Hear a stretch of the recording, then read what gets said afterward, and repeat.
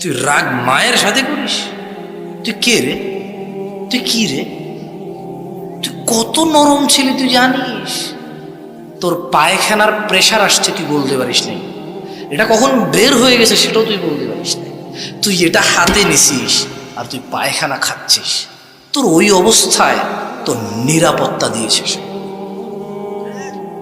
তোর ওই অবস্থায় সে তোকে নিরাপত্তা দিয়েছে। তুই এতটাই নরম ছিলি যে তারা ভয় থাকতো যদি তুই ওদের পিঠের নিচে এসে মারা যাস।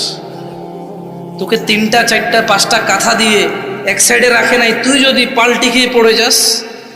নিজেরা স্বামী স্ত্রী একটু কম জায়গায় শুয়েছে, কখনো কখনো মেঝেতে বিছনা করে তোর বাপে শুয়েছে, তোর মা তোকে নিয়ে খাটে শুয়েছে, তুই যাতে না পড়ে যাস।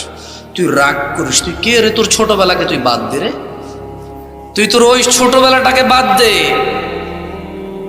যখন তোর মা তোকে এভাবে ধরছে তোর ভালোর জন্য।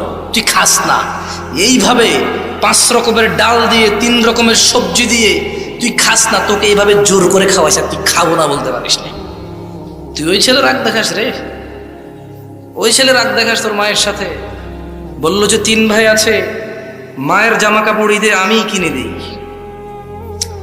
মা অসুস্থ হলে ডাক্তারের কাছে আমি নিয়ে যাই। বললাম যে তোর মা যখন তোকে পেটে নিল, তোর মায়ের পেটটাকে তো 4 ভাগ করে নাই যে এই অংশে তুই থাকবি, এই অংশে আসতেই পারবি না, তোর বাকি 3 ভাই আসবে। তুই কেন তোর মাকে এটা মনে করিস না যে তুই মায়ের একমাত্র সন্তান? এই পৃথিবীতে কোনো সন্তান তার মা বাবার কৃতজ্ঞ হওয়া তো ইম্পসিবল।